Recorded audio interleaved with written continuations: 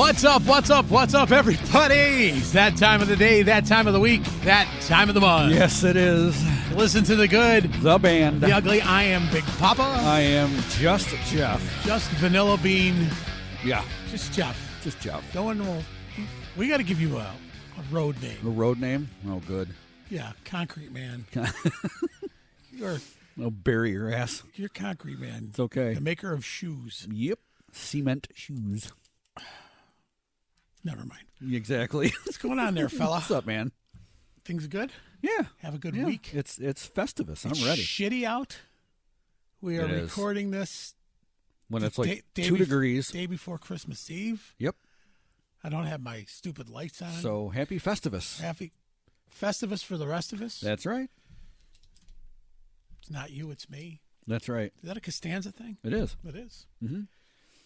I missed that show. Can watch it on Netflix all day long. Ah, it's got to be new. I've seen them all. I know.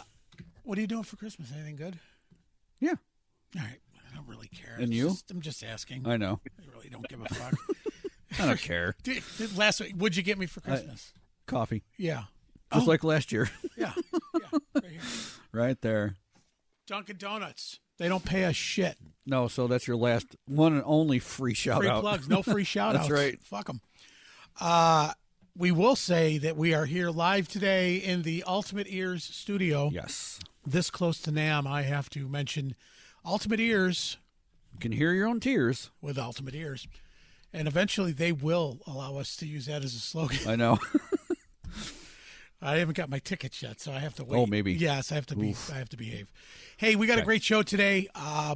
Just Dude. how do I put this? I'm actually very excited about this one. Are you? Yeah. Really? That's that sounded a little gay, but I hope our guest doesn't, hang up now. This guy's a great singer. He's a drummer. He's been around the world, and he's just got some great stories. Yeah. So let's just cut straight to the chase. Let's bring Jeff Martin to the studio. I just tapped on it. And there it is. Sort of. There Boom. it is. I've been in love so many times. Holy shit! Is that Tom Jones? Is that the Tom Jones?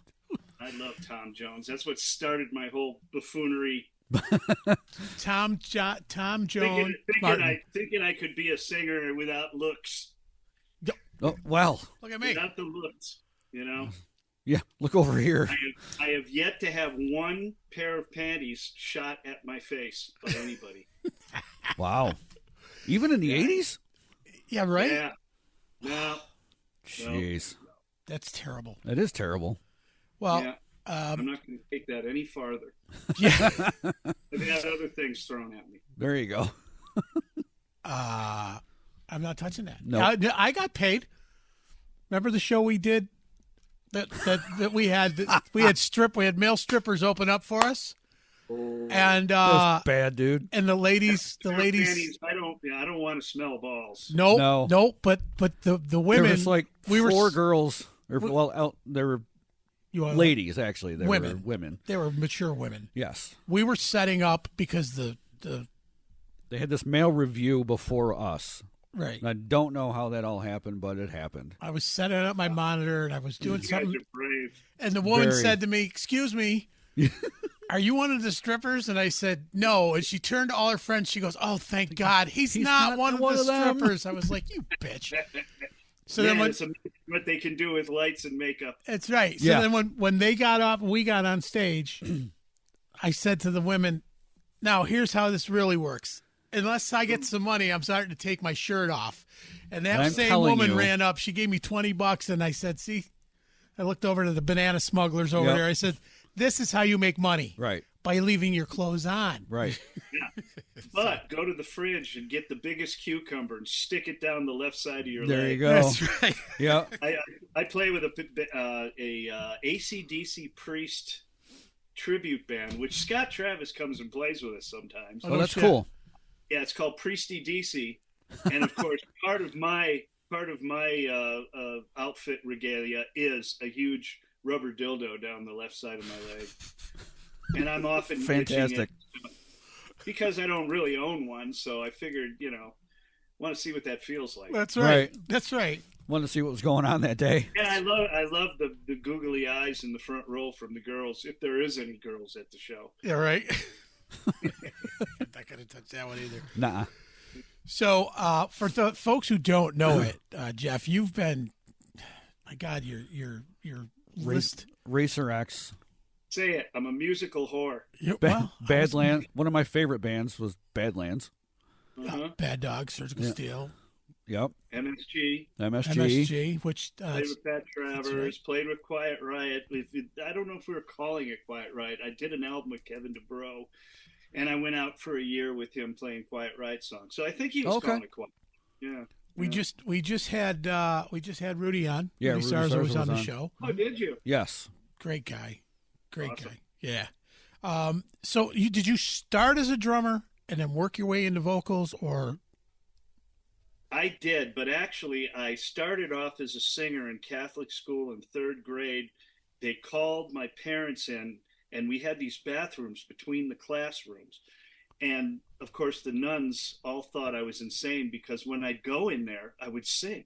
And both classrooms would hear me. Right. And I'd be awesome. singing like Tom Jones songs and Sherry Baby by, the Four Seasons. Yeah. And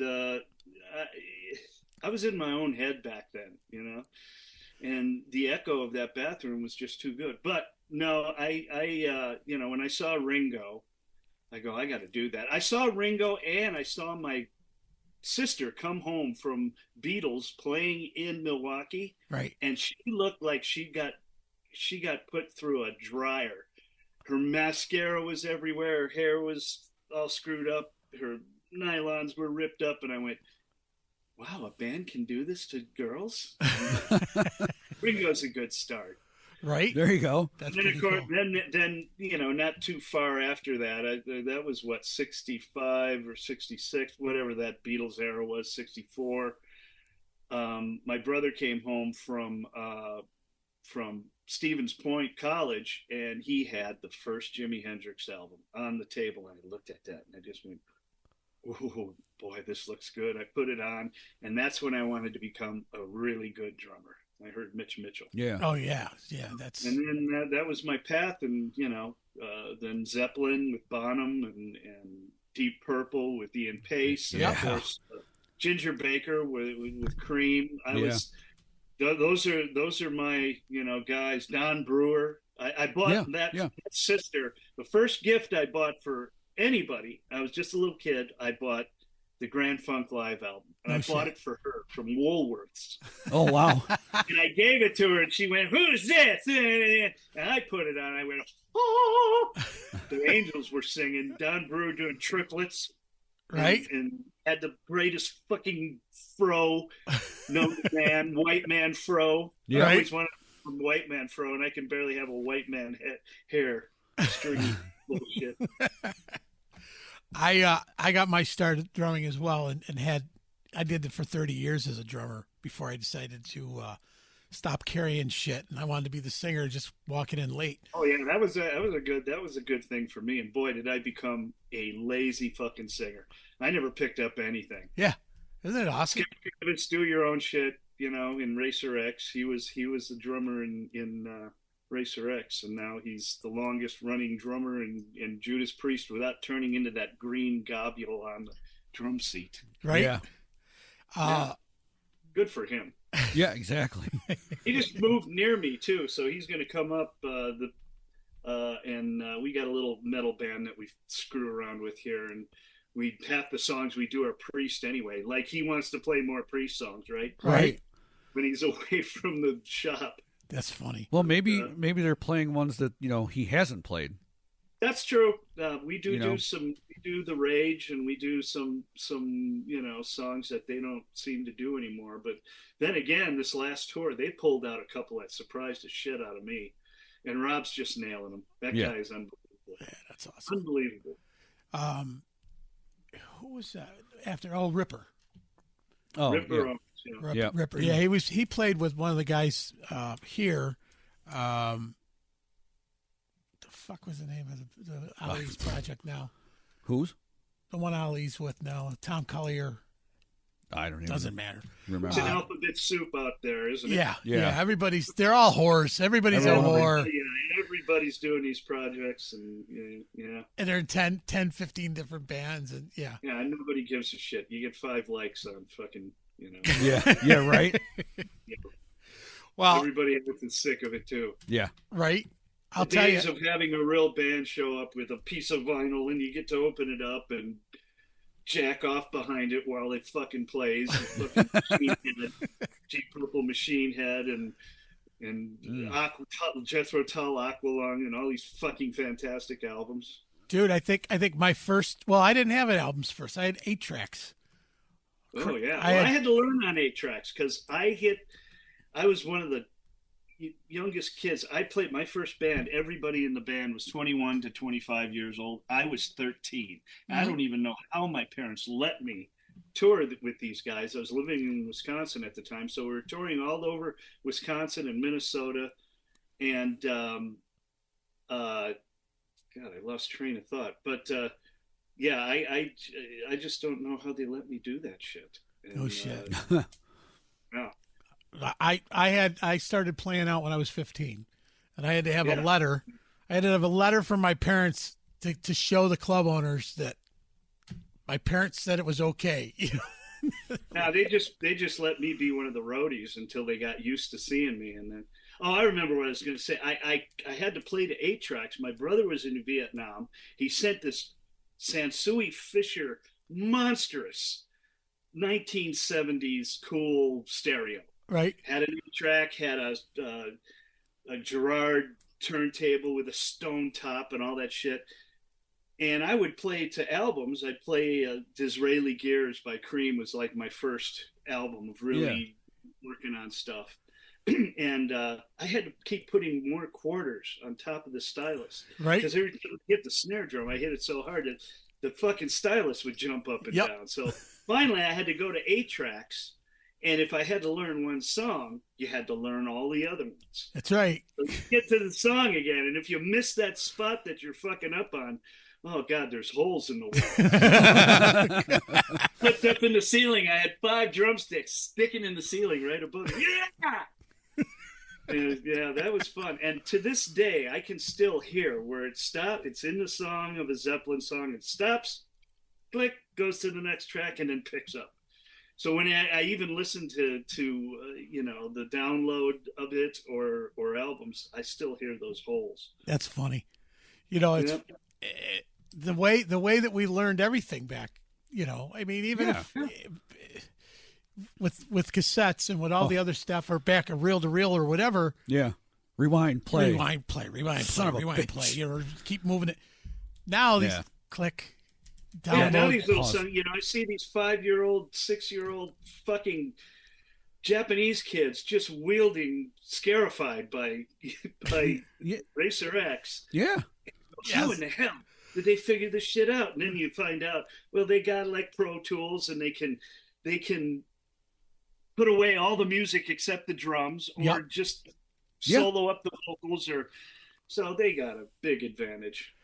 I will say this. You've got guys like Taj Front. Yeah. He was 13 when 13? He got signed to Gibson, and he's just a great little blues player. He's 15 now, or probably, yeah. Yeah. Those guys are just unbelievable. It's just, I guess it's just in the evolution of music. Yeah, it is. Yeah. I mean, really, it is. You got guys. But I am definitely, even though from the bands I've come from, I'm definitely not so much into these guys. I get all these tons and tons of really great guitar players, shredders, usually because they listened to Racer X stuff. They want to do albums with me and stuff, and then they send me what they're writing. It's just not good, Yeah, they just spend so much time working on licks and shredding that they don't know how to put together a good song. Yeah. And I found that through Stu Marshall was the first guy I hooked up with, and we did those Blasted to Static albums. We're going to do another one. And then another guy, Milan Polak, which we started right before COVID hit, and just now it's just being released in Japan first, and that's called Lethal X. And it was first put together before COVID because it was the 35th anniversary of the Street Lethal album by Racer X. So I said, Okay. let's just do a salute to that album. And, you know, if the cover is a F1 race car, and in the rearview mirror is the Lethal X car. Like, Okay. we're moving forward, but we're looking back, sort of thing. So Yeah. we got, and Paul Gilbert's on 3 songs, Billy Sheehan's on 1. So it's kind of Racer X-y, but it kind of isn't. And the drummer on it is Harry Chessa from. Oh, no shit. He's the first drummer from Racer X. Yeah, that's Wow. cool. He's an animal. He's been hanging out with, you know, all these jazz guys doing drumeo shit and stuff. He's just far and beyond what he was in Racer X. I've seen the evolution of a lot of guys that were monsters before, but are just even there. You can just hear their technical ability is just. I think COVID tuned up a lot of people. You know, either that or they're dead or they're living under a bridge because they couldn't make any money. Right. Right. Well, from that whole fucking scam. No shit. You did this. Scam never played on America or not America, the world. Yeah. Mm-hmm. The songs that you recorded during the pandemic, is that when you had Billy Sheehan do the bass parts for that? Actually, Milan's friends with Billy, and he got him to do an instrumental, bass on an instrumental. And I wanted Paul to do the whole thing, but then we'd have to call it Racer X, wouldn't we? Right. Yeah, right. So, you know, I did the Lethal X thing just because it was Street Lethal that I was kind of saluting. And there's 2 guys from Racer X in it, so what the fuck? Right. Yeah. Because in this day and age, we're getting back to all these. You got Portnoy playing with how many different bands, and you got all these different mixes. You know, at least this has got a couple members of the original Racer X in it and stuff like that. Instead of, you know, you go out and see Dokken and it's just the snare drum that's in the band now. Right. Yeah. Not even. Yeah. We had this conversation with Rev, and we also had it. We had it last week with Ken Mary. Yeah. Ken Mary was like, you know, what do you think? Do you call those tribute bands? Do you call those? Do you still call it the franchise name that it came out? I mean, Journey's not Journey anymore. Foreigner's not Foreigner anymore. I mean, I just saw the picture of Journey, and I went, what happened? Not too long ago, all the other guys were still in it. Yeah. And, you know. Well, it's same with Foreigner. Yeah. You know, I mean, that's you know, and then the guitar player's not even in it anymore, right? It's no. Yeah. I don't even know who's in it. But, you know, Jason Bonham was in it for a while when I saw him. Yes. And then I had just finished my solo album, and I did a song on there, and I got to play it for Jason because it was a tribute to his father. Oh, and cool. And I got to play that for him, and he, you know, even though I ripped off a little bit of Zeppelin here and there, I had to put, you know, a few little bits in there. But it's called The Art of Thunder, and you know, I have a tiny little drum solo in it, and it sounds minorly Zeppelin-y. Right. But they all had that their own classic sound. When you talk about Bonham, you talk about Ginger Baker, any of them. Just the way they tuned everything. With any of those guys, their sound came from old 60s and 70s Ludwig drums. Yep. Yeah. And it's all because of not only what they made it from, but that bearing edge is a big fat bearing edge that comes around slowly and goes to a reinforcement ring on the inside. So that head is slowly stretched over the drum. Right. And when you knock on the shell, you hear the head ringing the same tone. It's got more head touching the shell, and you get that donkey donk donk. I call it a donkey kind of tom sound. Yep. Yeah. Especially, you know, Bonham, he tuned his drums really high. Yeah. Mm-hmm. I mean, ridiculously high. I got with Jeff Ogletree, which before I did my solo album, and I had already tracked all my drums. Got with Jeff. He sent me his video and tape on how John tuned and what heads he used, and I redid all that and redid all my tracks. And it sounds, you know, there's some Bonham sounding shit in that. But you say so myself. They were just so iconic. And nowadays, I don't think you can tell a drummer by the way he tunes them as much as you can tell by some of his. Vinny Appice is the only guy that if he plays with anybody, I could tell, oh, that's Vinny Appice. Portnoy's got a tell to him too as well, but and guys like him and Bittner and those guys, but there's like you said, Appice's like one of the only. But again, those guys got their heads down in the calculator too much for me. I'm a field drummer, just a rock field drummer. I don't try to be, Bill Bruford from UK, although that's the last guy I tried to be like, and then I became a singer. Did you ever? Greg Jason, who's the bass player in Badlands. Yeah, I was friends with him in Arizona, and we played together since I was still in high school, and he was out, and we played out in the desert. We had all these goofy bands, but he's the one who taught me. He could talk me in or out of anything. Right back then. I don't know if he still can. Because I'm just too old to put up with, trying anything new. Is that how he talked me out of drum? As good as we are together as a drummer and bass player, because a lot of that Badlands stuff, we didn't like. All right, I'm going to play this here, and you.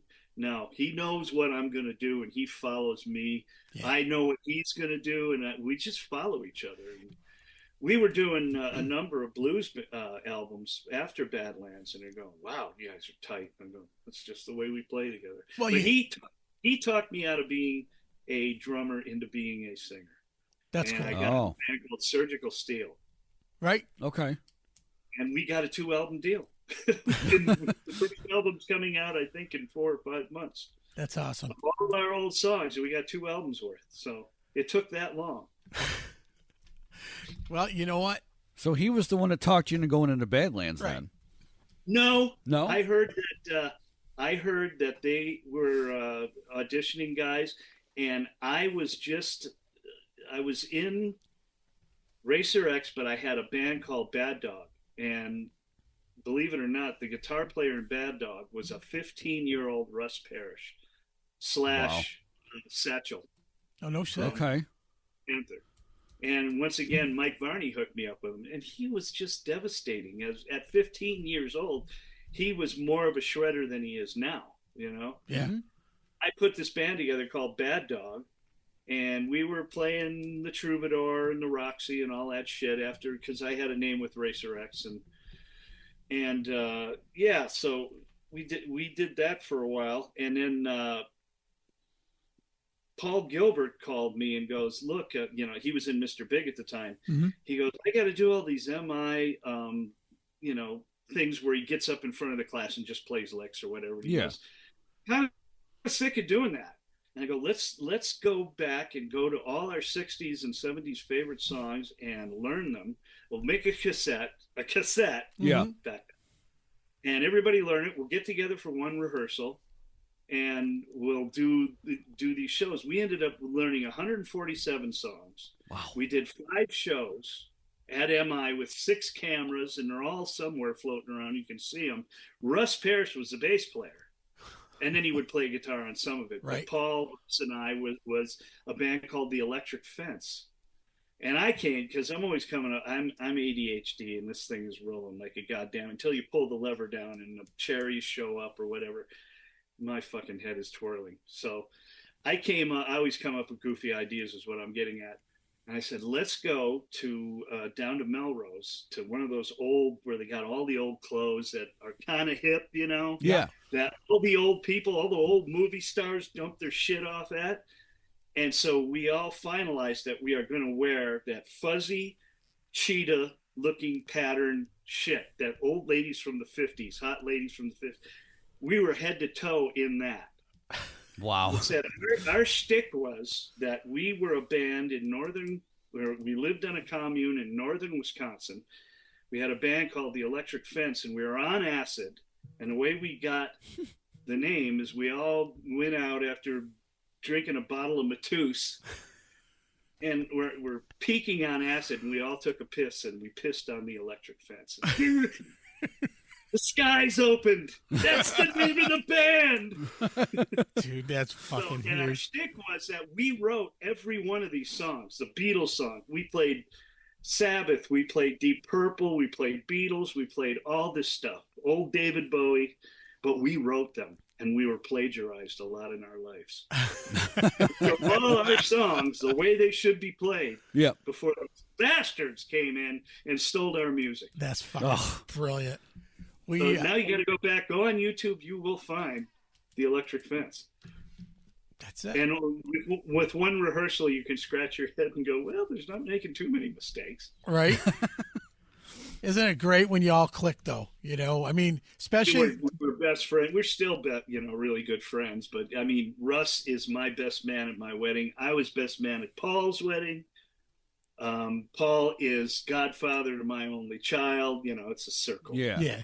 A circle of life. Yep. But that's how we've been getting a lot of our guests of your caliber, because you guys are you're all in the same, you're all in the same club. And once one guy's been on the show, they've had fun, because we don't give a shit. Anything we want to come out of your mouth, go ahead and have at it, you know.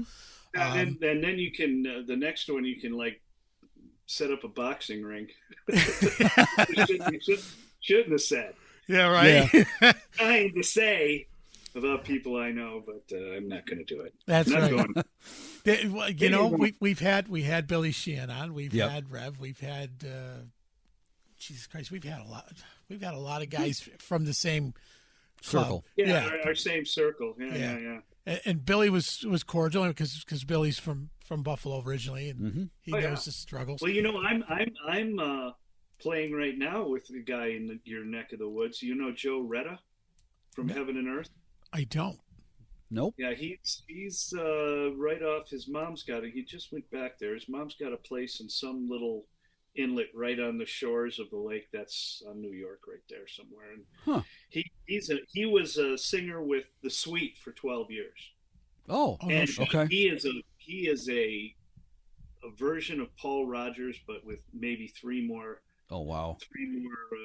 vocal ranges. He's just amazing. And I played in a band called Great Golden Band. Great Golden owns Bizarre Guitar in Sparks, and if you've ever heard of the Vault in Sparks, Eddie Van Halen's been down there 10 times. And Billy Gibbons, his guitar collection is legendary. That's cool. And he'll sell to guys like that, but these guitars ain't cheap. No, God no. Wow. Somebody was just talking about even one of Eddie's guitars just went for sale, and because one of the roadies had it. Yeah. It was gifted to him, and the guy's he was short. He was short. Gifted. He was short on his mortgage, and he had to sell the guitar, and it broke his heart to sell it. It was gifted to him, and then he moved to right here, so he doesn't get caught. Yeah, Istanbul. Back to Iran. He went right back to Iran. Iran back there. He ran. Yeah. Ran. Throughout your process, have you found anybody that you thought you were going to click that you just didn't click with? I'm a pretty easy guy to get along with. Not friendship wise. I don't want to say that. I just mean musical wise. Yeah. As a drummer, right. I know that there's certain bass players I always wanted to play with, and then when I played with a couple of them, I was like, we just can't find our pocket. And drums and bass have to be like this, man. Well, there's a bass player, and this is a long story, but I'll cut it short just because it's not worth my time. But I went on tour with Dokken. Mm-hmm. Yep. Don was the only original member of the band. So there you can win. Of course, he was smoking 80 packs of cigarettes a day, and I think he still does. He was in rehab during rehearsals, and he didn't finish rehab, and we did a few rehearsals, and the guitar player, I can't even remember his name. John Levin. Yeah, John Levin. He was cool at the time. He wanted me to lay everything back, and of course, I got this tattooed right over my heart, so I know how to lay back and push and do. Sure. That's what I do as a drummer. Right. That's what I'm known for. I'm not known for the Portnoy stuff. Even though I like this stuff, but that's not what I do. And he wanted me to lay back and be, groovy. And so that's what I did. And then we get out to our first gig, and we're flying out to some place in Texas, San Antonio or something. And we do the first show, and Dokken comes back stage and just reams me. He goes, "This is supposed to be cabaret. This isn't laid back. Who told you to do that?" And I just went, and that guy just went, and he fucking out the side of his pants, Oh my God. Me there to listen to Dokken yelling at me. And I said, "Hey, I don't know where you were." "Wait, I do know where you were. You were in rehab while we were rehearsing this shit, and you'd know how I was playing this if you were fucking here." So anyway, I did the whole tour, oh man, they got me as far away from home as they possibly could. And this whole tour, I have a rhythm watch, which gives me the time, the meter of every song. So I don't keep it on. I check my meter just to make sure I'm not speed, but I know I don't speed up and slow down that badly. And if I do, it's to excite towards even the Badlands stuff. We didn't use a click on any of that, any of those. Yeah. Because Bonham, listen to Bonham, you can't put a click on that fucker. No. God, no fucking way. You would cut his throat. He would cut your throat if you made him do it. Yes. So, but they were changing my meters 1 or 2 clicks up and down every fucking day. And I don't know if you ever sat there with a meter and put it 1 or 2 clicks up and down. And if you can tell, when you're actually in a song, there's 2 clicks up, you're a better man than me. Yeah. 5 maybe, Right. But so that was my whole tour. And then by the time they got me to Tampa and he pulls me in, "We're going to have to let you go." And I go, "Man, how much farther from home? Why don't we do a gig in Istanbul and then you can fucking fire me?" Yeah, right. Right. He goes, and of course, John Levin all day, he's a lawyer. And he's tapping away on his fucking little iPad thing, doing lawyer shit. Now I know why he wants me to lay it back, because his hands are all fucking throttled from making lawyer shit. Yeah. But anyway, the bass player, who is a sweet guy, I can't remember his name, long curly hair, really good bass player, but we never really hit it off as getting in the pocket. Right. And that's the beginning of this question was, who did I not? And I don't know why, he just didn't pay attention to me, and I tried to pay attention to him. And, there's got to be a meeting ground somewhere in there. But listen, I'm doing Dokken songs, right? Right. Yeah. If you want to play a Dokken song and you're a drummer, you know what beat we have a name for that beat. It's called "We Put Holes in Teeth." The same beat that's in "Living After Midnight" is in just about every Dokken song. Right. Right. So sometimes I didn't even know what fucking song I was in. Right. Listen to the beat, Yeah. Anyway, there's that one. Well, and that's why I said when you find that pocket with a bass player, it's easier if you wrote the song, or it's easier if you've been together for years. But if you're just going to go out on tour, Greg hit it off, because we were doing this since I was, still learning how to play Ian Pace bits, which I love. Right. That comes out in my style more than anything, is probably between Bonham and Ian Pace. The swagger, all the rhythms and stuff. But I love that stuff. Jeff and I were talking, and I says, this is going to be fun, because we've got a iconic singer who came from the drumming world. Yeah. My biggest beef was always, because I was a drummer and now I'm fronting and I'm hearing what's going on behind me, and I'm like cringing, and I'm like, what the fuck is he doing back there? And the whole band would look at Jeff, and I played together for 15 years now. And Jeff would look, and he's like, "You're going to fucking fire this guy, aren't you?" I'm like, "Oh, yeah." He's like, "Will you wait till after the show?" Yeah.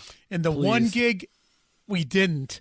We fired him 3/4 of the way through the show, and I turned around and I said, "If you don't start hitting those drums and stop being a pussy, and put down your 2A drumsticks on a fucking big anthem kind of song." That's my biggest problem with, like Fortress and other bands that, they're not big bands or anything. They're fun bands, and we get to go out and get free pizza and make a little money at the bars around here and Right. shit like that, which is a lot of fun for me.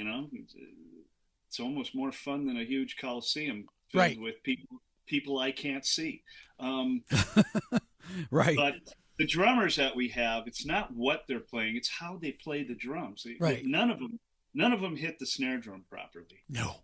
And it drives me crazy. I go, I even set the snare up on their lap, so when they hit the snare drum, I get it. So just hit your hand on your leg, Yes. and that tip will come right across and hit the rim and hit the center just right, and you don't have to learn any other technique. No, you don't. I mean, I used to get bruises on my leg from that because it just feels good me doing that. It's almost like you're playing on your legs, but that's how I set up my shit to do Right. that. Right. That's how I know that I'm set up properly.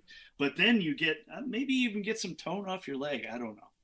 But you're the gravity's taking over, and you're slapping that snare, and it's that, it's back in the day. It was like you're hitting lead pipes. Yeah. The way I that have a hard time not hitting rims, and I know I have to sometimes when we do breakdowns or whatever. Right. I have to tell myself, all right, lift up a little bit. Here you go. Well, I just don't like. I don't like how it feels. No, I like using my whole arm, and I'm And like I don't know if you know this about Ginger Baker, but look at his sticks are just whittled, and when he's doing those toms, you get that donkey. He always set them up flat. He hit rims on the tom-toms too, Right. not so much on the floor toms. But the first two smaller ones, those old Ludwigs sound amazing when you just a little rim, not like full on like you slam the snare drum, but Right. you get the greatest sound. Yeah. When you do. I don't care what anybody says. A drummer talking to a drummer. Jeff and I were talking to one of the guys on, and we have our own language. Yeah. We can articulate a song with words. If I say goon, chaka, whatever, a drummer's like, I hear that. And then the rest of the band's going, what the fuck? What did you just say? I'm like, you're talking about Ian Pace, you're talking about biddle-a-dump. Exactly. Yes. Yeah. Exactly. Yeah. We always call it biddle-a-dumps. There was the, I forget the old song. There was a song back in the mid 80s, I'd say, called Din Dada. And it's the drummer and the singer they're battling, and the singer is singing the drum pieces. Yeah. And he's like, doom, doom, doom, doom, chicka-da. And the drummer's listening to what he's saying, and they're going back. And I'm like, that's the way it is. You could write a book, get it up, but on biddle-a-dump, biddle-a-dump, ratatouille. Exactly. Look it up if you get a chance. It's called Din Dada. Just look it up, and then you're going to listen to it and be like, the Kid, was it? No. No. It's like this kind of dancey, back in the, I want to say early mid 80s, back when kind of the club, some of the club music was coming out, like CC Music Factory and guys like that, and shit that I don't typically listen. But then they would play this shit through the dance clubs. You mean shit that I can't stand? Yeah. Yeah, but I couldn't stand it either. But then that one song, I was like, that's the fucking coolest. That's a drummer's dream, that song, because it's the drummers riffing off the singer. Because I'm gonna say it out loud, and I don't care. Those aren't real musicians. Who's not a real musician? All that club shit. Oh, well, yeah, I know. They play the tracks and blah, blah, blah. Jeff's very opinionated. Well, So, I don't care. So, we got if you're doing that, you can't have Nikki Sticks doing this. Well, right. The bass is still going. Playing the parts. Yeah. That's right. Yeah. Are we going to get into the Vince Neil talk now, too? Or? Oh, no, let's not go there, please. Good Lord. Get up there, so the Friday stay. Got to free, no tomorrow stay. Bravo. He's not even saying words anymore. I think he's singing Klingon. Yeah. Yes. Oh my God. Fucking ribs on his head. Yes. Oh my God. And he can look fat and silly and be a Klingon, rock and roll Klingon. Yeah. And I could say about another singer too, but I'll digress. Or maybe I won't. Go ahead. Who? Don Dokken. Yeah. Go home and go to bed. Yeah. he's terrible, and you know, he was singing everything an octave lower. Yes. He couldn't sing there. Right. I mean, we're singing all these harmonies. I'm singing the high ones, and I should probably bring it down an octave just to follow his stuff. But it was embarrassing. Yeah. Yeah. And then he fires me. I know. There's a Actually, the last gig I did, my good friend Ken Hauer was there, who started the Racer X website. He was there, and that was the first thing out of Dawkins' mouth when I went backstage. He says, "Tonight you played the perfect show, but you're fired." But you're fired.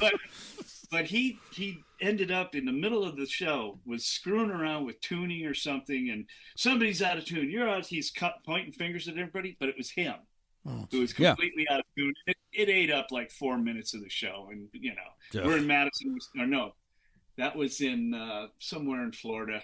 Far away from my homeland. Unbelievable. Hey, anyway. we all know that musician. Yeah. We all have a story of that musician that I played with George Lynch. You know, I did an album with him, and then I did a tour with Lynch Mob, and he's great. I can't believe it must be money. It sure as hell ain't love. Yeah, that he was back with Don and did these shows. He must, you know, after George having all these great singers. Yes. And all these other guys that are just wielding, you know, they're really good singers. Even Ray Gillen played on the album, did one song.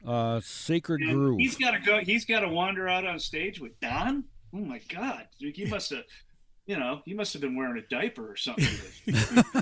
Lost the vet. Yeah, he's standing there going, "This is what I've become." I know. This is me. Great. We're opening up a Starbucks next week. What the fuck? I just paid my mortgage for the next 3 years.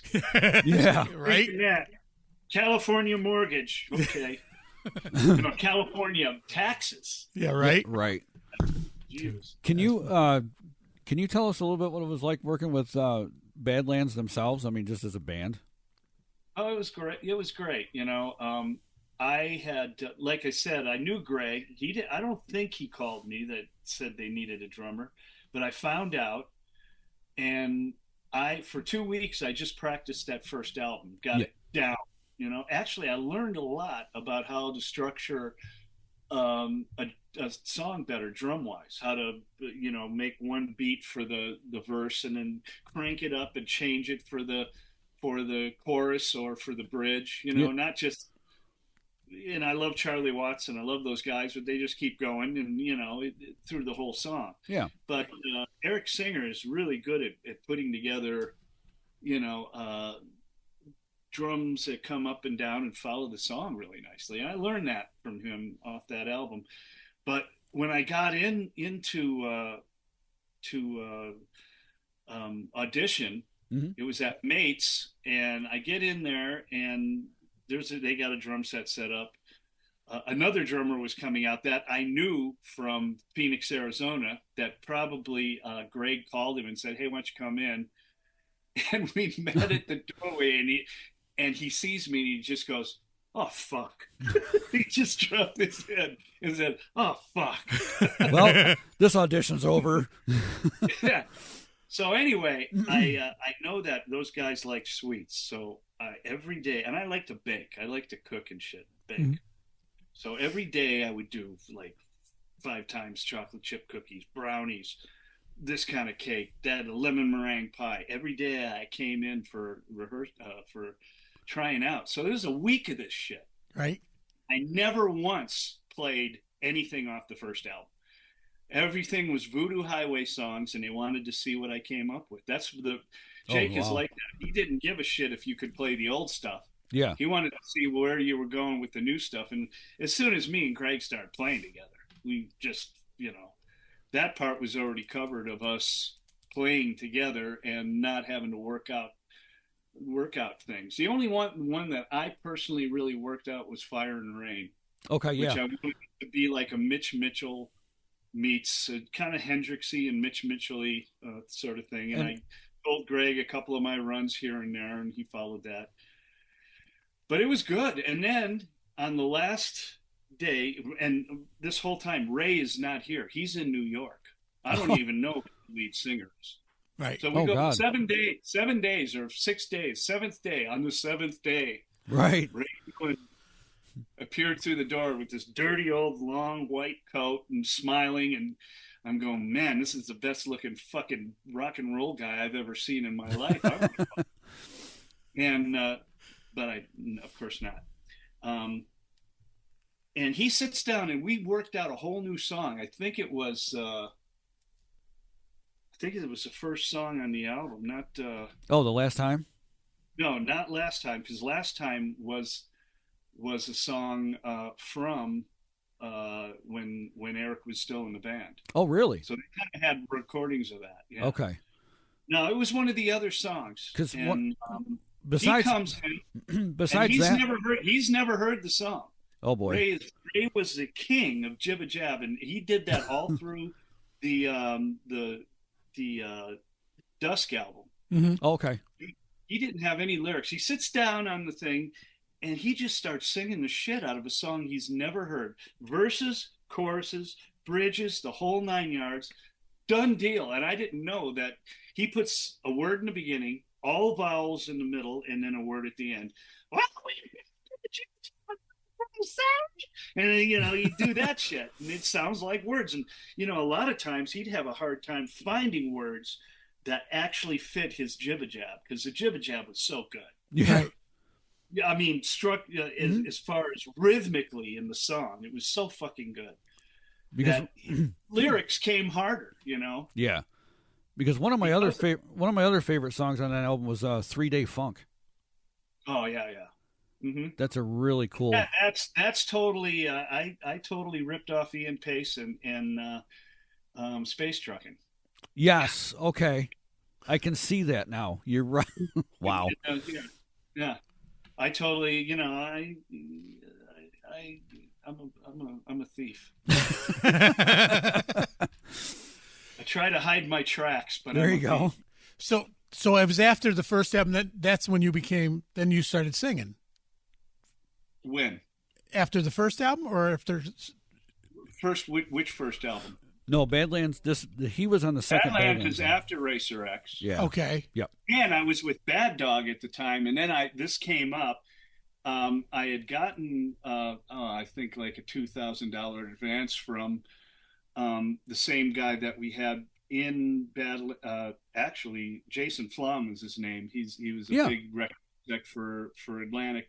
He fronted me $15,000 or $2,000 to do some songs to see if Bad Dog would get signed by Atlantic. Okay.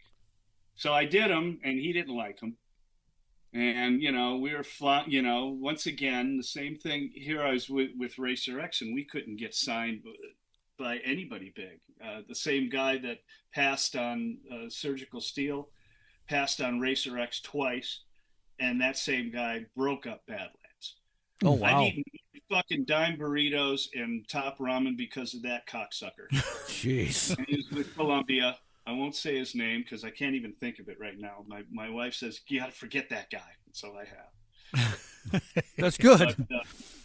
But yeah, after that, Bad Dog was kind of floundering, and that whole thing, and getting back to the Electric Fence, playing that 147 songs of Beatles and Black Sabbath and all the shit that I learned, when I was a kid, got me playing drums again after most of the 80s, me being a singer. Right. So I ended up getting my chops back, and then this Badlands thing comes up, and those bands are the same thing that Badlands is, really. Zeppelin, Free, all those kind of bands. So, and then I learned the Badlands album and did that. And I sang a few backups, but they knew I was a screamer and all that shit. They didn't want to go there. So right. I did the last time. I do that full voice, and I had a few background vocals. I think I did a couple in the studio too. Would you rather sit behind the kit or be out front? I'd rather sit behind the kit. I can be puking fucking drunk ass sick. Yeah. Get me a puke bucket and I can still hold the fucking beat. Singing, man, you got to take care of every inch of yourself, and trying to do 5 days in a row as a singer, you got to have something extra special to begin with, Yep. you know. And I'm kind of a power singer, so I beat shit up. Yeah.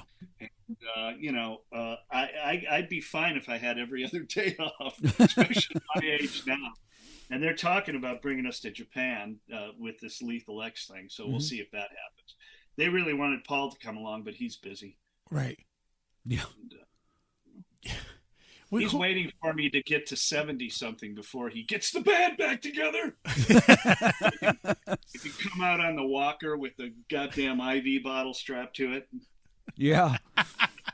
There's two guys out front. One ordered a bunch of dry white toast, and the other one has 4 whole chickens. That's right. It's the And the Blues third Brothers. part of that get up is the walker, the IV bottle, and oops, I crapped my pants. That's right. Oh, it's got some depends. That's right. It depends. Yep. Dude. It depends how many instrumentals they do if I can change my diapers. There you go.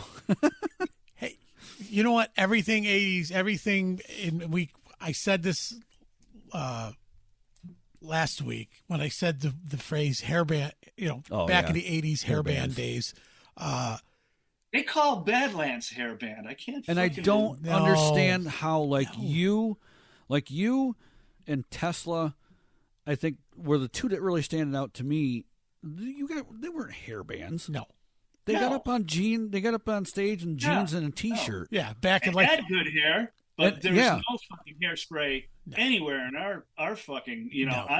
I'm got to this day. I have Aquanet poisoning from Racer X and from Surgical Steel. Right, right.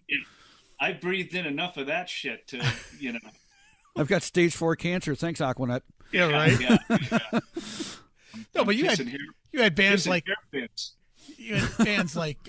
Saxton, TNT, and all those other bands. Same thing. They were jeans and denim. Yeah, yeah. They weren't hair bands. The guys who are writing these things, I don't think lived in the 80s and knows what a hair band is. No. And, Poison and all that shit. It's a hair band, right? To me. Yes, I have. Racer X was a hair band, although we did stick our hair up and did do that shit only because that's where it was going around, so you could grab the brass ring and get signed and have some money flowing and get some decent videos and get a tour and all that shit. Right. I mean, we for Columbia Records, I almost remembered his name, and I'd say it if I could remember it. He came out to see us at the Country Club in Reseda, which is in the valley. It was a big place, and we sold it out like we always do, and Warrant opened up for us. Okay. He signed them. Oh. Okay. Jeez. Further slap in the puss. Yeah, that's fucked. A little bit. Anyway. I've asked this question. The guy even came out after we did our first live album. We were doing a live album. We were playing 2 nights at the Country Club, and that's where we played for our live album, Extreme Volume Live. Yeah. People were selling tickets at the door. What do you call it when somebody buys a bunch of them? And Scalping. Oh, scalpers. Scalping. $100, and this is 1988, I think.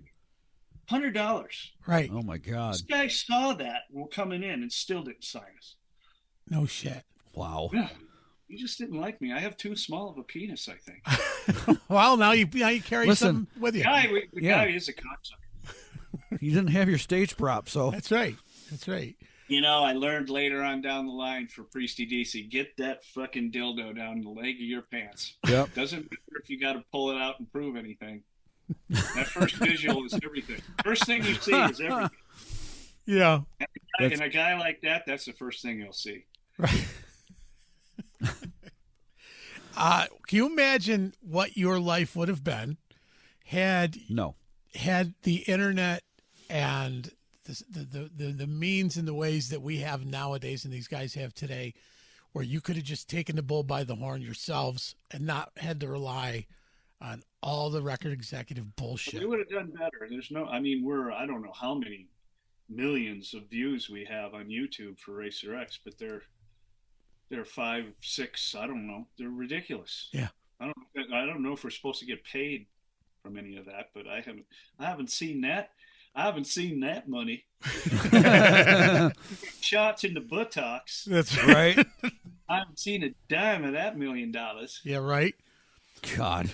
I haven't seen a dime of that $1 million for me coming up with the drill bit thing, which I did. I invented that for Mr. Big, for Paul. Oh, no Oh, shit. really? I invented that, yeah. Wow. I was outside. I was coming to Paul's house, and he was, as always, sitting on his bed practicing. Yep. Did that, and that's why he's as good as he is. But there was two of these hairband guys, I guess I'd call them. We always call them lickety stupid. And they're out there just making fun of Paul. You know, doing this. What I did, and they're laughing and shit. And right then and there, I said, well, I came up with the idea. I'm going to put some picks on a piece of wood, on a dowel. And because I can build anything and do, I'm good with fixing and working on cars, motorcycles, I build all that shit. And I gave it to Paul. I go, here, turn your back to the audience. Kind of like how George Lynch or Eddie Van Halen first did it when he did tapping. He turned his back to the crowd. Didn't let him see what he was doing. Right. Right. But he just went, oh my God, what is he doing? First time Paul did that. And it's so fucking fast. And then he found out if you put, which Eddie Van Halen stole, you put the drill next to the pickups, it goes, yes. You get the whine of that. So that was, but my thing, I didn't build it that strong, and the picks flew off and everything. So at the time I was staying with a roadie, I said, here, it's all yours, fix this thing. And Paul wants to use it, which I could have fixed too with just glue, and that's all he did. Right. And they got $1 million from Makita for one of their tours. I remember that. Yeah. I heard. Where's the rubber band so I can smack myself in the nose? Here we go. This is what I got. I got free rent at Paul's house. You know, they were friends. I was happy to do it. So, right. What can I say? Yeah, you mentioned little something would have been nice. Yeah. You mentioned that he sat there with, just on the corner of his bed practicing. That's how it was with how Billy was with his bass. Oh yeah, any of those guys. The whole time we interviewed him. Oh my God! Yeah, he had the bass. He was just sitting there, and he was just. You know what? There's something. You talk about these guys and how great their hands are and doing all this stuff, but there's something that these guys got in their mind that they can sit there for hours and hours and hours and not get bored, not think of other shit. Yeah. Like most human beings, like all of us do, Right. I can't even practice that long. I played the songs and imagine the crowd out there, Yeah. and being twacked at me. That was my form of practice. Theirs is a complete fucking focus on learning certain things. Mm-hmm. And whatever that bug is in their head that keeps them doing that is what's special in guys like that. Yeah. It is special. Agreed. Yeah. Yeah. It's so easy to get lost in your head when you're just, but as a drummer, pizza man walks by, you get a whiff of that, and I'm hungry. I'm stopping now. That's not. Drumsticks are down. Yeah. Yeah. I got the pizza resting on the snare. I'm bullshitting, but I said I could put a piece of thread from that doorknob across your lap to the bathroom, and it'd still be on your lap if I come 6 hours later. That's cool. Goes, I never did that. Fuck. Want to bet? Yeah, right. Yeah, want to bet. No, he's an amazing guy. He really is. It's good that you guys still to this day remain friends, and that you can. I just did a couple shows. Well, I did one show with him in Portland. We played at this really cool guitar shop that also is a brewery and has beer, so you know what I was doing. Well, right? Yeah. And then he wanted me to do it again just recently here, I think right around our birthdays, because our birthdays are kind of together. And I just got a new knee. I got a full knee transplant. Not a cadaver one, but a metal one. Right? Yeah. One. So I couldn't go. I couldn't fly or do anything, and it killed me because I never miss a gig with that guy. Right. Let alone anything else. But I had to miss that one, and I don't know if he'll ever call me again. Well, he's probably not watching this right now, so no, But if he highly is, doubtful. But if he is, oh yeah, one of his friends did. Did you hear what Jeff Martin said about you? Hello, Blabbermouth. Oh God, We got a story for you. Fucking idiots. fuck those guys. You know, we always ask the blooper question, and when we gave you the preemptive talk, you mentioned something that happened with UFO years ago. Yeah. So That was fun. Ooh, he says. let's It was fun because when I was with Greg Jason and met him in Arizona, our guitar player. There's two guitar players that he loved, and we played early Scorpions, Yuli John Ross stuff, In Force and In Trance, that whole album. We practically played that. I don't have no clue who sang those songs because it was me sometimes. And then we played UFO, and the first band we were in was called Ghost Rose, and that morphed into a band called Saint Michael, and it was kind of an ode to Michael Schenker. And so I played all those UFO songs back in the 70s, with those guys. right. So when I got a call to go out with a UFO and play UFO songs, and I had to learn about 4 or 5 songs from the New Covenant album that it was coming out, and that's what they were promoting. And that was Ainsley Dunbar on that album. Okay. And so I had to learn those. Those were the only ones I had to learn. So I'm on tour with fucking UFO all of a sudden, playing these songs that I loved ages ago. That was just the best time of all. But there's many things about that tour that was just beyond Spinal Tap. If Rob Reiner was with us, we would have a better Spinal Tap than the first one. I mean, from Pete Wade, whatever he was dressed in, which is usually some kind of animal print, white and black, zebra or whatever, with a nifty little codpiece. His wife was on tour with us, and she was a sweetheart. They had a little Pomeranian dog. The Pomeranian dog had the same outfit. Oh, Jesus. Oh my God. Including the codpiece? And what night it was, he had a whole little cupboard full of Pomeranian dog. Here's number 7. Pete, you're wearing number 7 tonight? Yep. And that little cocksucker, they're on the bus with us, and we're going, well, where the fuck is this dog? We're not stopping. Right. We're in Germany, mostly playing through Germany and Belgium and Sweden and all through there.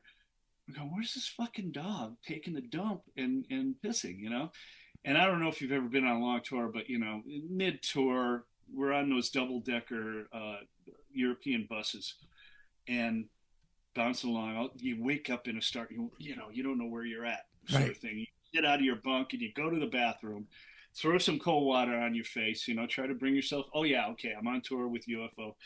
I look in the fucking sink, and here's a steamy pile of shit filled with piss. They didn't flush it. And we've all been fucking filling that thing. And, before, if we don't want to take a shower, we're not in a place for a shower, wash your hair in the sink. Right. In the dog poo sink. God. Yeah, that was an extra thing. We got $5 extra a week for that.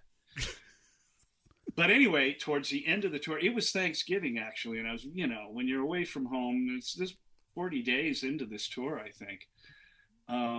It was Thanksgiving, and I call up the family, and you hear glasses clinking, and your whole family's there. Right. Sort of thing. So we're playing. I think it was Manchester. Manchester was the second night. Newcastle and Manchester, something like that. We're in England, and Spike. I don't know if you know Spike from the Schoolboys.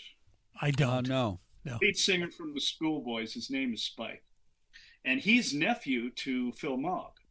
So we've got this grand ballroom. And the one thing about UFOs, they've been playing together so long that they have these secret walls that people don't walk through. Like Schenker can't go into, won't go into our backstage, and vice versa, and all the stuff that happened ages ago for whatever reason. And the beginning of the tour was no drinking, and Schenker pulled out 1 beer, and then Phil pulled out 1 beer, and then the next day it was 2 beers, and that just kept escalating on the drinking point, which always turned into something bad with these guys, obviously. Mm-hmm. And so anyway, we're in this grand ballroom, and Spike's in there, and we're all meeting, and this is before the show. Do the show, and I'm back in the bus. Made that call, heard everybody said "love you," all that stuff, glasses clinking, and turkeys being cut and shit. All of a sudden, somebody runs on the bus and goes, "Schenker just got bit by Spike. Got him knocked out." And everybody's just funnels off the bus and sees what happens. And I guess they got into, and Spike had a cast on with a cane, and he's hobbling around, kind of, whimsically, which would have added to the Spinal Tapism of this whole yeah. So anyway, Schenker runs off into the night, and that's the last we heard of him till the next day. We didn't know if he just got on a plane and went home, left all his shit, his clothes, everything, and just got out of there. The next night, I think, is when we were in not Birmingham, somewhere in England, and I'm sure this is all documented somewhere. So we have this intro music, and they said, "Hey, Schenker's in the building. I guess we're doing the show." He showed up before the show on his own in a cab, and got dressed, and obviously the doctor must have given him some pain pills for his thing that I didn't see until now. At this time, Schenker was drawing a little cross on his forehead, which he called his third eye, and later on got it tattooed. Later on, got it pulled off. Right. The guy's doing amazing now. I gotta say, he's stunning now. Doesn't have any of these weird things going on. But he had that cross there. He's got these giant glasses, right? And he pulls up his hat, or he pulls up his hat, and he's got Spike was here with a big arrow going into the glass. When he pulls his glass down, he has got a fucking bologna sandwich, black eye, God. like you get at a magic shop. The biggest black eye I've ever seen in my life. And he starts laughing, and this intro music's going. He's doing his sway in front of me, and I go, "Cool, we're gonna finish the tour," Right. But by the third song, the beers and the meds kicked in. And he's like, he grabs the microphone and just holds it in his mouth. He goes, "You know this guy, Phil Mogg, he sucks." And the whole fucking crowd just starts going, "Schenker, wanker, Schenker, wanker." And the whole fucking rest of the show was Schenker trying to stab Phil Mogg with his guitar, and Pete Way trying to hold him back while his bass is going. It was beyond Spinal Tap, dude. And I'm just here. I'm with my fucking one of my favorite bands, going, "This sucks." Ripped off, and this band is so fucking good. By the end of the night, he was just barely able to play at all. We're doing Doctor Doctor, all the long Schenker solo things, and he's just it was terrible. So the next night was in Newport or Newcastle, and we were with Uli John Roth by then. He was opening. It was Glenn Hughes before that for the whole tour, and seeing that guy every night was an epiphany. Right. The best thing about being on tour with Glenn Hughes was, this is after he got clean and stuff, the prayer he would have with his band before they hit the stage, half of the time put me in tears. It was so really fucking good. So from the heart. I would hide behind the curtains sometimes just to hear the prayer before you go out on stage. No shit. Wow. So fucking good. So heartfelt. And he could start his own fucking church. The church of the best singer of the world. Yeah, no kidding. Wow. That's pretty. I have to agree with anyway, that. That was that fun escapades. But it kind of turned into me getting to do a bunch of albums with Michael. I got to do 2 MSG albums, and I did an album called The Plot, which was an album that Michael wanted to do with Pete Way. Pete Way had just lost his wife, found her on the toilet, from an overdose. Terrible stuff. She was a sweetheart. And we're just trying to cheer him up. So we did an album called The Plot, and it's Pete Way doing Rolling Stones style rock and roll. Okay. With him singing. I had to learn how to sing like Pete Way because I did all the backups and I did all the add-ons for him, you know. Mm-hmm. Going new kick, new vibration. Because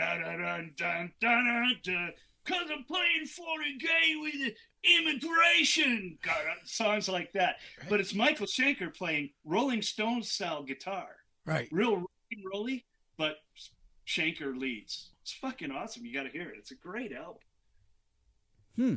That's a one for the. So I was walking down the hall, going to the stage, halfway through the tour somewhere, and I was singing one of the Assault Attack songs. I was doing Graham Bonnet, and all of a sudden Schenker bursts out of his dressing room and goes, "Jeff Martin, you must be on my next album." And I'm going, "As a singer?" And he goes, "No, you will be a drummer." But I was singing. I'm going, "Well, I better brush up on my singing." I have to pull it up now. I forget what date it is. 2 weeks. Graham Bonnet's going to be on our show in 2 weeks. Oh, cool. Yeah. You know what? He's better than he has been in years now. Oh. He's get older. Yep. Because back in the day, talk about a power singer. He sang so fucking hard. And if you listen to him in the studio as a singer, I listen to, well, where is he getting a breath?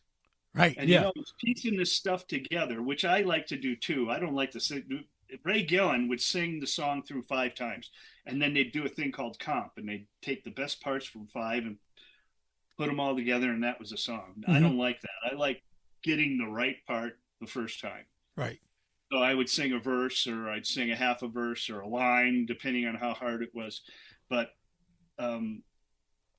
Graham, he would put together this stuff that was just, you had to be from Venus or something to sing this shit and find somewhere to be able to get a breath of air, Yeah. Right. Say, this guy got a fucking hose up his ass with oxygen, feeding his lungs. He's live, he had a problem, putting his shit together night after night. But now he's really doing I think, a better job. Because I think they're not doing 5 nights in a row. Oh no. He's doing weekend suitcase gigs. The woman that's booking him, Conchetta Alice, she's got a great little thing going there. And who else did she have? Oh, she's got. It's not like the old days where you're promoting an album and you got to get out there and just pound, pound, pound, get this down as many throats as you can, and get them to buy this thing. Or this thing, which no longer exists. Yeah, or now, set up this the tent. Thing. Yeah, well, now all we are overrated fucking T-shirt salesmen. Yeah, because there's going to be the table or the tent after the show. Come over. If you buy it, we'll sign it. Right. Yeah, exactly. That's how you make money. Yeah. Or the ridiculous ticket prices to come in for a U2 show or whatever. What is it? $100 a piece or something? Oh, more than that. I just when I was hooking the show up for Graham, I was dealing with his personal manager, which is his wife, girlfriend. And he comes walking in. We shot the shit for an hour about nonsense, and I was like, this is going to be a great interview in itself, because like yourself, he's just so fucking down to earth. That's when you get to the root of how these songs come together. Yeah. When you get to the side shit of what makes a person a person. That's right. And that's the real shit you want. And that's the whole premise of this show. Yeah. When we had Marco Mendoza on, Marco's one of those, again, salt of the earth, tell you his story, and just good fucking people, having these conversations with you is the same thing. Oh, God, and we can't, my God, I can't thank you enough how much this has been. No. This is awesome. Well, you're helping me promote this new album that's coming out. It's on, like I said, it's called Lethal X, and the American version has one less song. Japanese wanted one extra song, which oddly enough is Ziggy plays guitar. Oh, really? Bowie. Yeah. I did that one, and Paul Gilbert's on that one. Nice. Okay. He does a little intro thing, and Are you pressing it to vinyl? Just go to metallicblue.com is the label that we finally got. I mean, I went through a year and a half of trying to find a label to sign this, and I've got Paul Gilbert and Billy on this thing. I still couldn't get a deal with most of these labels, and they sent me what they're doing and what they're looking for, and it's all Cookie Monster church burning shit, which is fine, heavy and fine, and I dig that stuff too. And but that's all they said they were signing, and we're like kind of like old Racer X, but a little more revamped. I did maybe a few more ballads on this than I should have, but that's where I'm at in my old age. Deco Records. Huh? Deco. Who's that? Exactly. They're bringing a lot of stuff, older stuff back, represses. That's what Metallic Blue is doing. I've got a 2-album deal with Metallic Blue for Surgical Steel. Yeah. And so that'll be coming out. And the only problem with that is it's only our 2-inch tape, or half-inch tape. The mixes we had for back then. No shit. All the 24-track shit got caught in a flood, and we couldn't remix it. Oh. If we could have reamped that and redone that, it would have sounded fabulous. There's one song that our guitar player just redid because they couldn't find it. It's called We Break the Rules.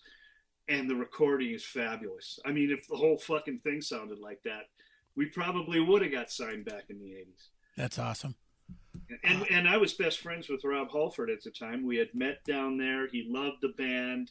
We ended up becoming best friends. I mean, I went to Ibiza I went to the Bahamas when they were recording the album right after what the hell was it? I wrote part of the words for Private Property and sang on Wild Crazy Nights with him. And I played pool with Julio Iglesias and won $100. There you go. And what else happened there? All sorts of shit. I was there for 17 days with with Rob's family in a little stone cottage on the beach in the Bahamas, and it was Compass Point Studios. Okay. That's where a lot of the English bands went because of taxes. Mike. Oh, all right. Mike Metal Goldberg. Yeah. Oh yeah, I know Michael. I did some work with Leslie and Rev. And we went to Mike's studio. Yeah, he was just on a couple weeks ago. Doing an album with him before his demise, unfortunately. And boy, there's a really huge influence on me is his playing, his tones, songs, all that mountain stuff. Fucking love it. Yeah. Well, Mike was talking about those Bahama retreats and how just they were insane, and then it got to the point where the local cartels were making more money off of holding them hostage in a sense. Oh really? For shakedown protection. Yeah. They didn't run. The list was 80. What the fuck would it have been? 84 or 85. Mm-hmm. What's the song after? What's the album right after "Screaming for Vengeance"? Turbo. Battalion. Oh yeah. I'm sorry. Yep. Mm-hmm. Whatever that album is. That's cool. Yeah, Mike was just on the show last week, 2 weeks ago. 2 weeks ago, and we're already booking time. He's going to ride. He lives in Jersey. He's going to ride his motorcycle up, and I'm going to meet up with him. No. In the spring. Oh, okay. Yeah, I know he's always riding his bike somewhere. I'm going, man. Right now, he's on his way. If I see you in Tahiti, I'm going to go, what the fuck? Right. You got those extra big balloon tires. That's right. It was funny because I'm going out to NAMM in January, and I'm thinking of. We're supposed to play there, but I don't know if it's going to go through. So I'll let you guys know if Lethal X plays there, because Paul will be there and he'll probably step in and do a couple. Yeah, I would think, unless too busy. You're gonna play during at the show or like the Marriott afterwards? I don't know what they want yet, and I don't know if they're interested. Two of the guys in Lethal X, Harry lives in Vienna, Austria, and Milan lives in Italy, but he's an Austrian. Okay. And don't ever get in a band with Austrians, man. Uh-oh. Oh, no. It's in a good way. Oh, okay. In a bad way, too. You've seen Inglourious Bastards, right? Mm-hmm. Yep. You know, the Jew Hunter? Yeah. Yeah. That's those guys. Oh, wow. No shit. They're meticulous. They'll argue about just about anything. They're always right. Right. And yeah, it's a lot of fun, you know. And they're pretty focused. Yeah. Focused on making your life fucking unbearable. If you don't play, do you usually go down to the show I used to, but I don't anymore. If I don't want anything for free, there's no reason for me to go anymore. I think I'm getting a brand new pork pie drum set. I always liked pork pie. Yeah. I got a drum set coming from them, and I think they're giving me an endorsement deal on that, but I'm not sure. I haven't seen the price tag yet, so we'll see. We don't want to have to mention Ultimate Ears one more time. Ultimate Ears. You know what? I need a new pair of those, and give me the what was your thing again? I got a better one. You can hear your own. You tears. can hear your own tears with Ultimate Ears. Yeah, mine was. Yeah. Oh wait, say that again. You can hear your own tears with Ultimate Ears. Yeah, because you can hear all the mistakes you're making. Right? That has to be why you said that, right? Oh yeah, you can hear everything. Yeah. That's what I thought of, you know? Yeah. God, it's like, it can be like fingernails on a chalkboard sometimes. I like all that extra reverb and shit. I tell you though, since I've been using these, not only for... And I got them, 10 years ago. Yeah. I got them folded and made at NAMM show, and I need new ones. I've stepped on them. The cat's eating them, and I had to pull them out of her ass slowly and out of there, clean out the little holes, cat shit. So I'll let you know. I'll talk to my rep. I'll talk to Jeanette, and I will tell her to contact you. Yeah. That'd be great. Give them the information. I will, because when I got my fitting, new one's bad because this great golden band I'm playing with, we're all in ears now, and we play here in Reno. And some of the places we play, Greg had something go on with him where he can't stand super loud anything, and I'm a loud player. So they got me in the fishbowl, right? Which I said I would never crawl into, but they got that plexiglass thing, holding my. And boy, if the in-ears go out, all I hear is me back there, and fucking, I'm going to get me some of those creepy, those goddamn, I was thinking of getting some of those, like those starfish and little octopuses and little seahorses that you throw against the thing and they slowly flip down. Yes. While I'm playing. And just watch them. Everybody can, kind of concentrate on that if the songs don't, There you go. Get a sticker that says, "Do not tap on the glass. The drummer doesn't like it." Yeah. Like at the aquarium. Yep. Yeah. Dude, that's funny. I dig it. Yeah, I'll make sure that because I have to reach out to her this week and wish her a Merry Christmas and ask her where my tickets are. Actually, I'm on 4 other albums coming out besides that one. I'm working with a guy. His name's Phil Bright, and I just did an album with 3 guys from Santana. And Jesse Bradman, if you know who Jesse Bradman is, he was a keyboard player with just about everybody. Winger and Eddie Money. He was a keyboard player for Eddie Money. Wow. Nice. But he's got a voice on him that sounds a cross between Freddie Mercury and the singer from Aerosmith. Steven Tyler. Yeah, Steven Tyler. And just fabulous album. No shit. And it's got horns and it's really super produced. Probably one of the biggest produced albums Then I did my first punk album, and that album is it's called Snot Rocket. The name of the band, and we're none of us got to use our real names. Who am I? I am not Stretch Armstrong. I'm Scuzz McCracken. So we got a song called "Fuck It." No shit. Fuck it. Fuck the police. Fuck all this shit, Right. And they did one for AOR radio. Oh no. And the whole song is bleep bleep bleep bleep bleep bleep bleep bleep bleep bleep bleep. It's great. That one. And what else? I did an album where I'm playing once again. Ainsley Dunbar is doing half the album, and I'm doing the other half. No shit. That's cool. Some other album. So they traded me a Harley Davidson, and I'm not a Harley guy, for a bunch of work. So there you go. Hey. Well, here's my bike. Let's see if I can get this close enough for you to see it. See that? I got first place. I got first place in Cycle World magazine. That's a '74 Norton Commando. Oh, no shit! Wow. Oh, it went away. Lost it. See that? Bring it up. I do. Yes. Yes. Nice. My wife often says, "I wish you'd rub me as much as you rub that bike." You go 125 miles an hour like you used to, and I will. Yeah, right.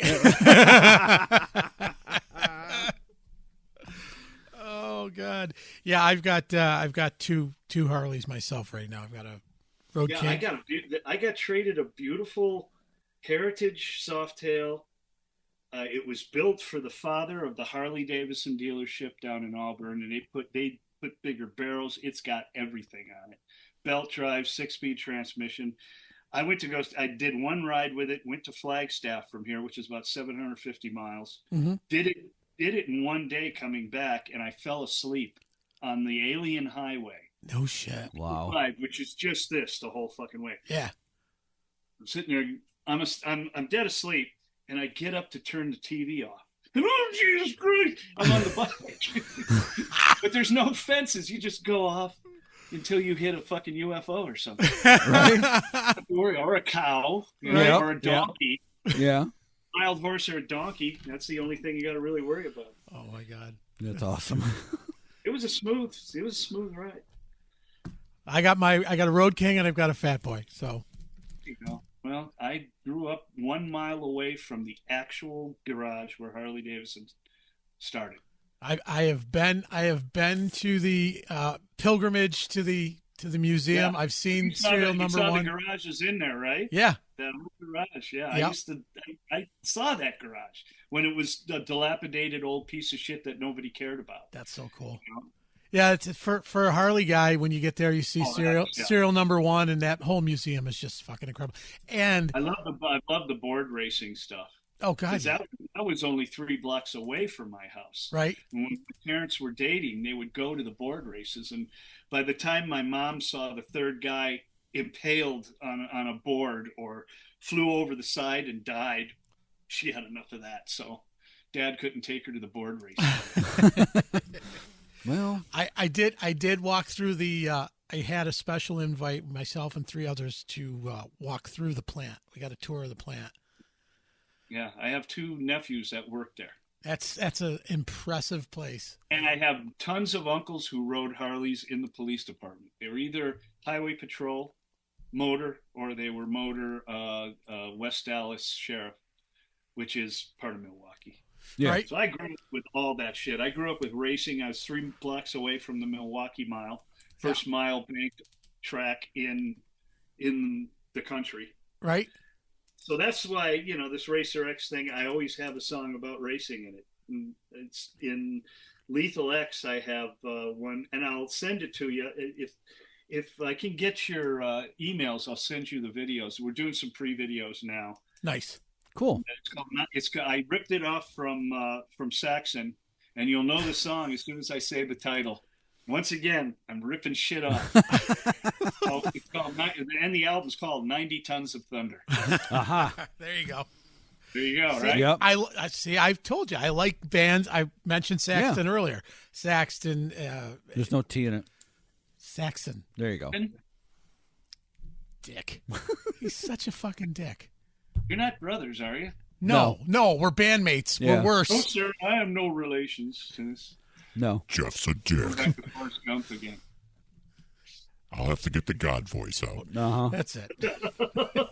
Man, that's it. You must love some automobiles with that voice. Yeah, it's also push. Yeah. I push on my my Helicon button over here, and I can get as deep as you want, baby. Hey, the new the 2025 Lexus coming to you. That's right. Yeah. You know it's summer when they're rocking at Weedsport. Anyways, dude, I want to follow up with this like we have, and sometime probably in February we'll have you back. And when is that the official I release? have so many more stories. You just barely tipped my iceberg. I know. Cool. I want to do it. We want to do, and we can Part 2. Part 2. Well, just try to push that album for me because it seems like everybody loves to download. I get all these emails on the Racer X fan page. Yep. Oh, please put Racer X back together. Please, begging us to get back together. Well, I can't because Paul doesn't want to play metal. And I tell him that. And someday he might. I don't know, but I doubt it. This is the best I can do. So buy it. Yeah, if you want this shit to be, in your life. Yeah. Other than that, next year I'll be living under a bridge. You can wonder, well, where did this guy go? Not because of me, was it?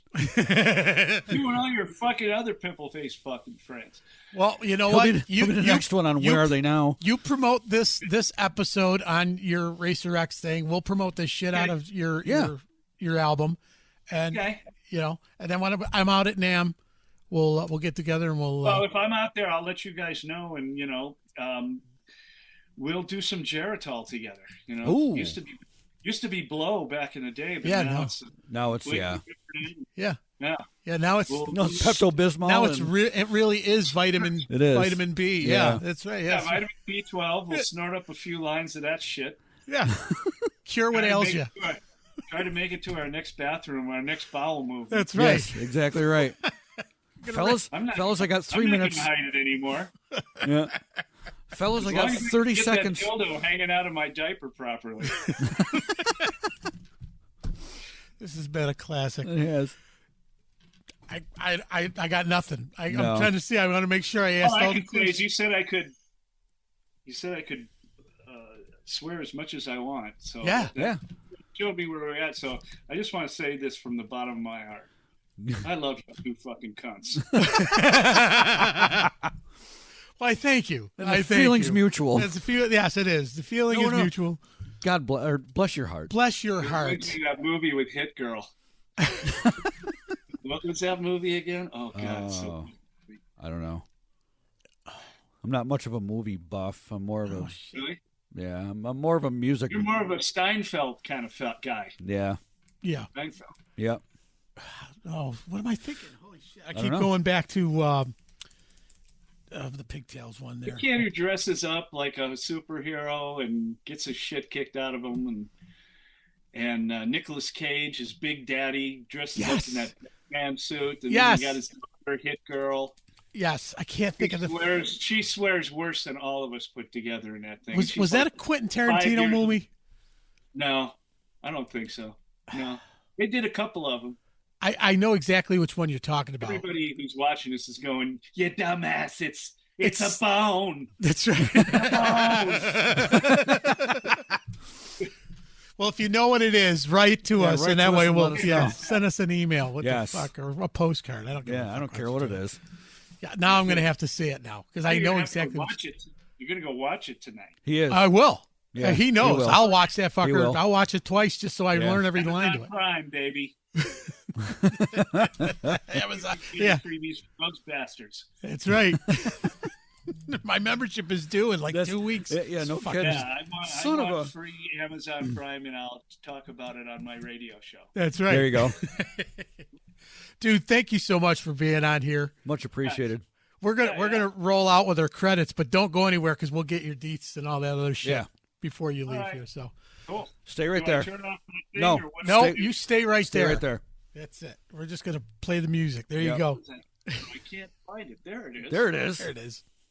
This is a newer computer. They hide everything. Yeah. Including the intelligence. Hey, you've been listening to The Good, The Band, The Ugly. I'm Big Papa. And I'm just Jeff, and that is Jeff Martin.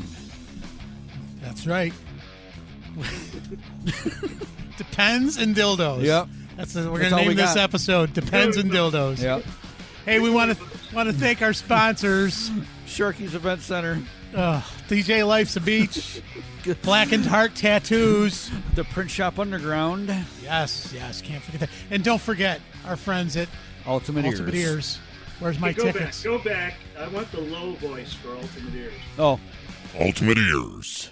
You can hear your own tears. Hear your own tears with Ultimate Ears. send me my And no tickets. mistakes.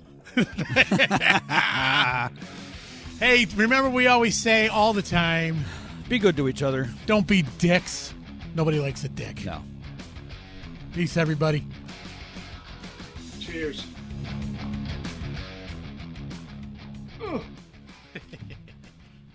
So did I turn off mine? Nope. Nope. Okay. Recording stopped. Recording stopped. Go fuck yourself.